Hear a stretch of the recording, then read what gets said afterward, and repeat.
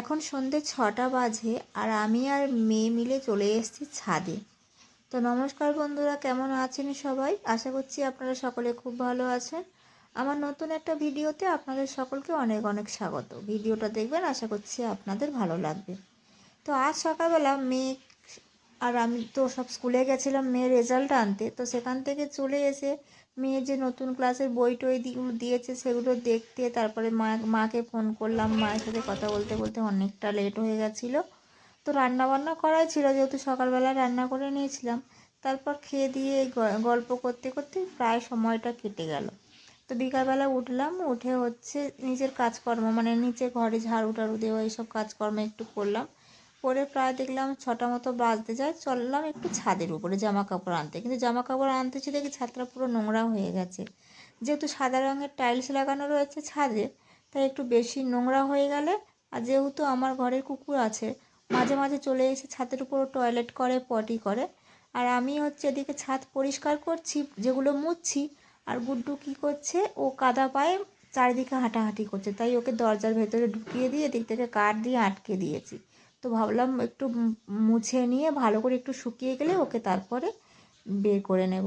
তো এখন আমি খুলছি। গুডু গুডু দেখো কেমন দৌড়ে চলে বাবু আসছে, এসে আমার উপরে রাগ বাবু দেখাচ্ছে কেন দরজা বন্ধ করে দিয়েছিলাম। দেখো কি করবে বুঝতেই পারছে না। তো তারপরে চলে আসলাম একটুখানি, যেহেতু ও অনেকক্ষণ নিচে ছিল, যেহেতু একটু ছাদের উপরে এসেছে, সেই জন্য বলি ঠিক আছে আমরাও একটু থাকি, ও একটু থাকুক। তো মেয়ে এখানে ভিডিও করছে, বলছে মা দেখো, আর দেখো কেমন গলাটা গলিয়ে দিয়েছে। একবার নিচে যাবে, একবার বললাম বাবু চল নিচে যাই, তো ওই জন্য ছুটে নিচে চলে গেল।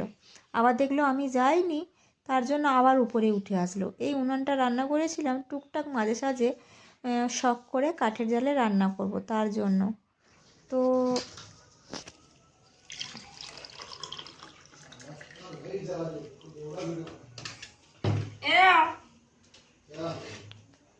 পানি পানি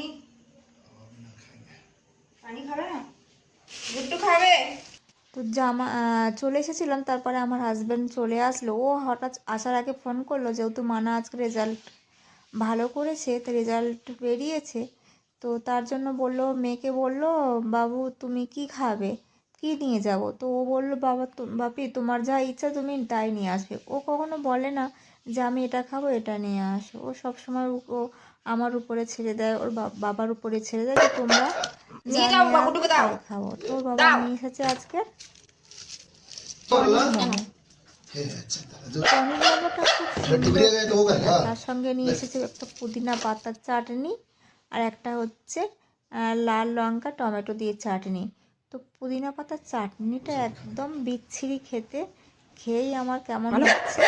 আর এই চাটনিটা একটু ঝাল, মানে টমেটো লঙ্কার চাটনিটা কিন্তু খেতে খুব সুন্দর, একটু ঝাল লাগছে। যারা ঝাল খায় তাদের কাছে খুব সুন্দর, যেহেতু আমি খুব একটা ঝাল খাই না।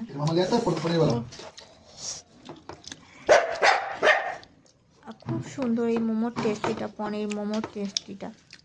এটা কেমন খেতে? ওদিকে রান্নাও বসাবো, অনেকটা রাত হয়ে গেছে, বুঝতে পারছেন। 6টার সময় গিয়ে দেখি আমি ছাদ পরিষ্কার করি। তারপরে হাজব্যান্ড এসেছে প্রায় 8টা মতো বাজে। এরপরে আমি রান্না বসাবো। তো রান্না বসাবো, আজকে করব বিট ভাজা আর মাছের ঝোল। জিরে আর কাঁচা লঙ্কা দিয়ে তার উপরে বিট দিয়ে নুন হলুদ দিয়ে বিটটাকে ভালো করে তেল দিয়ে ভেজে নিচ্ছি। তো এবারে একটু নাড়াচাড়া করে নিয়ে নিচ্ছি, নিয়ে চাপা দিয়ে দিয়ে ভাজলেই হয়ে যাবে বিট ভাজা। তো এরপরে হচ্ছে মাছ ভাজবো। তো মাছের নুন লঙ্কা হলুদ দিয়ে মাখিয়ে নিচ্ছি, নিয়ে তারপর কড়াই তেল গরম হয়ে গেলে মাছগুলোকে একটু আস্তে আস্তে করে ভেজে নিচ্ছি। অন্যদিন এর থেকে আরও আগে আমার রান্না হয়ে যায়, যেহেতু আজকে ছাদটা পরিষ্কার করতে গিয়েছিলাম, তাই ওখানে আমার সময়টা চলে গেল। এদিকে বিট ভাজাটা আমার হয়ে গেছে, মাছ ভাজাও হয়ে গেছে। তো আজকের হচ্ছে সজনে ডাঁটা আলু দিয়ে মাছের ঝোল করব। সজনে ডাঁটা আলু দিয়ে মাছের ঝোল খেতে ভালো লাগে। তো একটু হচ্ছে আলু আর সজনে ডাঁটাটাকে নুন দিয়ে হালকা করে একটু ভেজে নেব, একটু নাড়াচাড়া করে। এরপর ভাজা হয়ে গেছে, আর এখন নিয়ে একটু তেল দিয়ে দিলাম, দিয়ে একটু রসুন, একটু ভাজা ভাজা হয়ে গেলে তার উপরে দিয়ে দিচ্ছি পেঁয়াজ।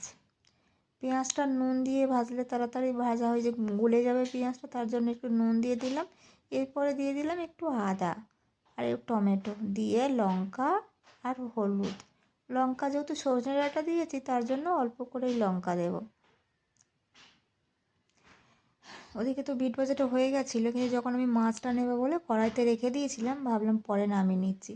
এবার মশলাটাকে একটু ভালো চাপা দিলে ভালো করে টমেটোটা গলে গেলে ওতে ভালো করে নেড়ে ছেড়ে জল দিয়ে দিলাম।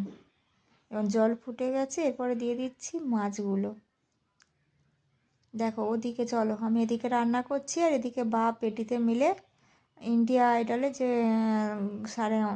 গানের হচ্ছে, অনুষ্ঠান হচ্ছে, সেখানে বসে বসে অনুষ্ঠান দেখছে। গুড্ডু বারান্দায় বসে বসে দেখছে মামা আসবে কখন, আন্টি আসবে কখন। এদিকে আমার মাছের ঝোল হয়ে গেল একটু ধনেপাতা আর জিরে গুঁড়ো দিয়ে। তো এখন খেতে বসে গেছি, প্রায় 9টা 9:30 মতো বাজে। বিট ভাজা, মাছের ঝোল আর আগের দিনের একটু খাসির চর্বি ছিল তাই দিয়ে। তো এখন ভাত বাড়ছি।